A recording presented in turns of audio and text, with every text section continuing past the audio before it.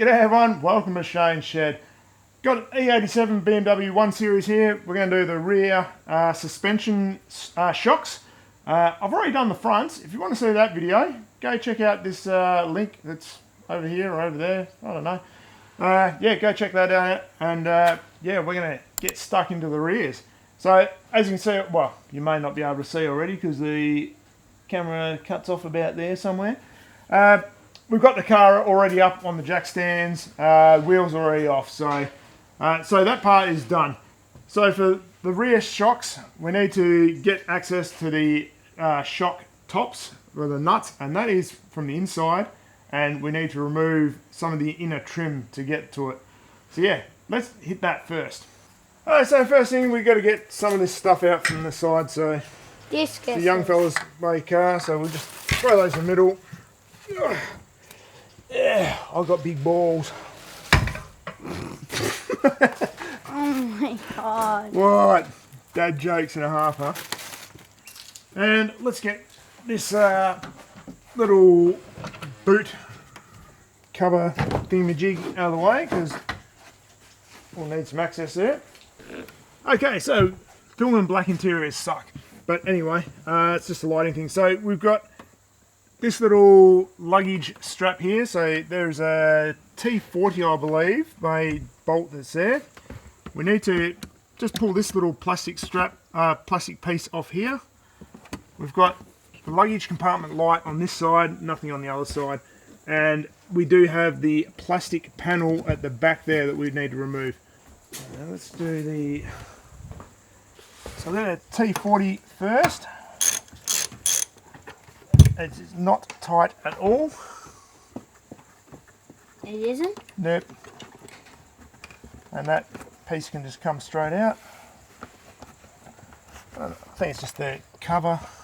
Yeah, just the cover. So we can put that aside over here. And we move on to the next one. Yeah, you can undo that next one if you want, Logan. So go around from the other side door. And you can pull that one off. And for this one, just get a little screwdriver in, and there's a little flap on the plastic, so just pull that down and then that can just pull out of the way. Okay, so for this rear plastic panel there is two little clips down on the bottom, so you can pop those out with a screwdriver or a trim removal tool. The trim removal tools definitely make it a lot easier. Logs, you want to hold those and put those somewhere safe where we're not going to lose them? Seat. Alright, and then we've got two little Seat. clips just over here, or two little covers, shall I say. Ooh. And we just need Phillips head screwdriver. There you go, that one there too. Alright, so you just lift up that battery box lid, and this piece just comes up and out. You want to hang on to that there, Lo, so there you go.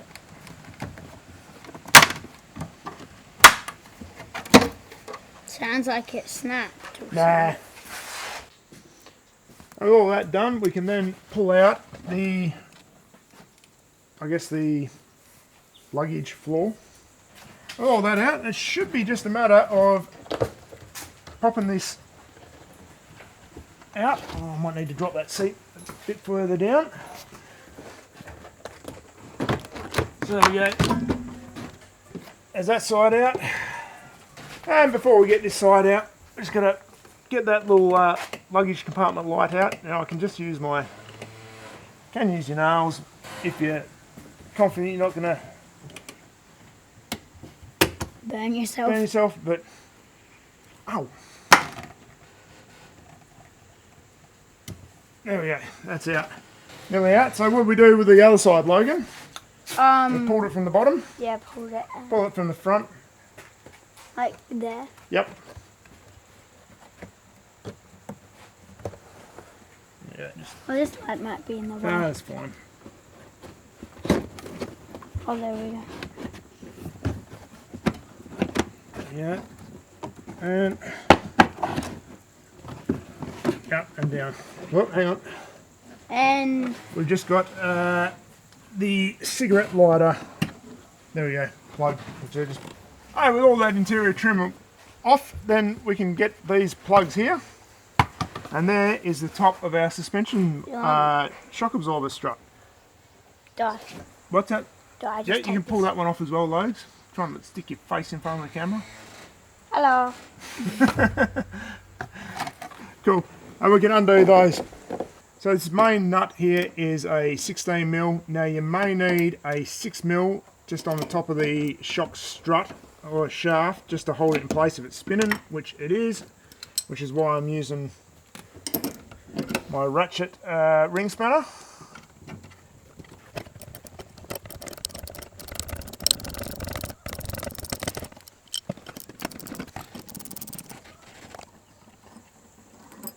Now you got your nut washer and the upper bush, and we'll repeat it on the other side, and then we're going to go underneath the car. So I've got the rear shock absorber here. Now the access for the bottom of the nut is through the lower wishbone. Now I'm just going to use a rattle gun because that's probably going to be the easiest, just to buzz that off. So I've got a 17mm socket on here, and hopefully this doesn't spin too much. And I've jammed my I've jammed my impact bay wrench up. We'll just get that bottle jack and just raise that up a little bit. Okay, so at the bottom, I've just thrown my floor jack up underneath the arm just to hold it, because if that strut is all it's holding, it's the spring in place, it could get nasty. So yeah, just got that there. Now there is a couple of bolts here on either side. So we've got a main nut for the bottom of the strut here, and I believe it should just be a bracket on the base that's holding this in. So we'll just undo these two. Now these are an E12 Torx bolt, so you will need the E-Torx base. So yeah, those suckers. There's one either side there. Some of those, you can see that strut loose and flopping about, and that should, in theory, just pop straight up.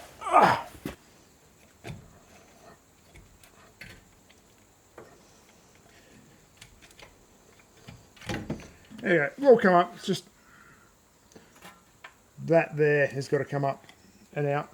Yeah, so the nut on the bottom, so you could do that while this is all out of the car. It's probably a bit easier to get access to be honest. But yeah, let's pull this off and transfer it to the new shock. So the top part of our strut, we just got a little cover. I try and keep these sort of stuff in order, like that. We do have the upper shroud. I can't remember whether the new shocks have got anything like that or not, but yeah. We can probably just throw this bit in the vise because it doesn't really matter. And hopefully, let's move it that way. Hopefully this just knocks all off.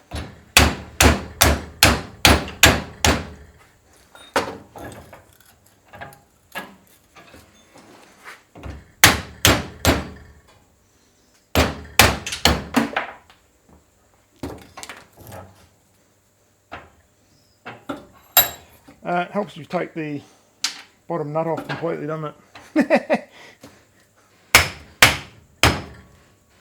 There we go. One old shock. We can give that a clean up and we'll throw the new one on. Now, new shock does come with some new nuts. So we'll, might as well use those because, yeah, new Nylux. Just going to throw the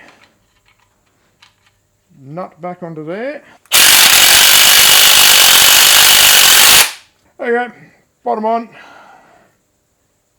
Time for the top half. When I got this shock cover was just sitting there like that.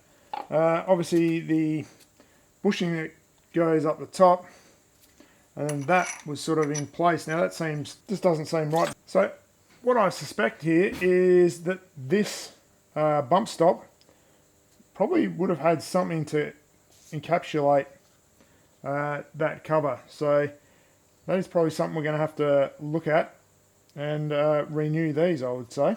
So yeah, for getting these back in, I'm just going to have to stick that top half in and compress the suspension strut up by hand.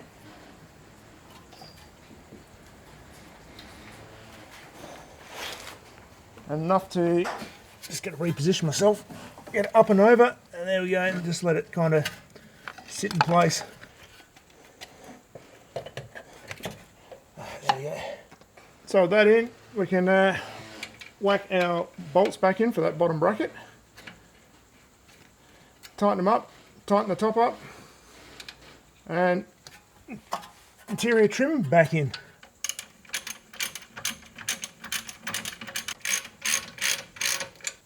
Oh, we'll get the nut on at the top. So hopefully we can just screw that straight on and no problems. And there's that top turn, so I'm going to need a shifter for this one.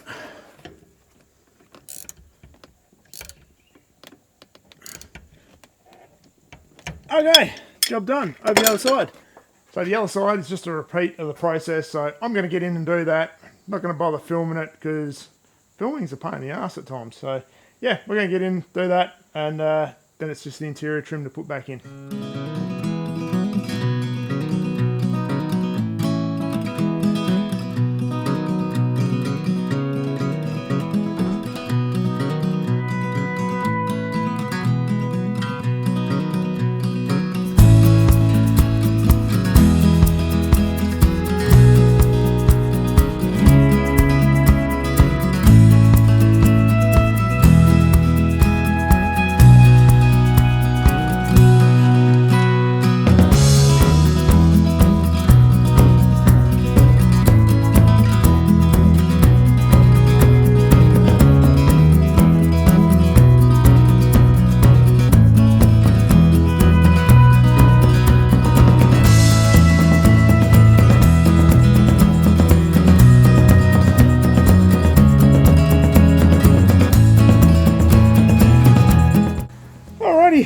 That's it. We are done. I just got to put the wheels back on this, drop it down on the ground, and she's good to go. Like I mentioned, I'm going to look at doing those bump stops again on the next service. So yeah, we'll revisit this again. But yeah, it is what it is. Thanks very much for watching. If you haven't seen the front strut video, I'll throw that over here. But yeah, thanks very much for watching. Don't forget to leave a comment. Give us a thumbs up, subscribe if you haven't already subscribed, and we'll see you later. Cheers, people.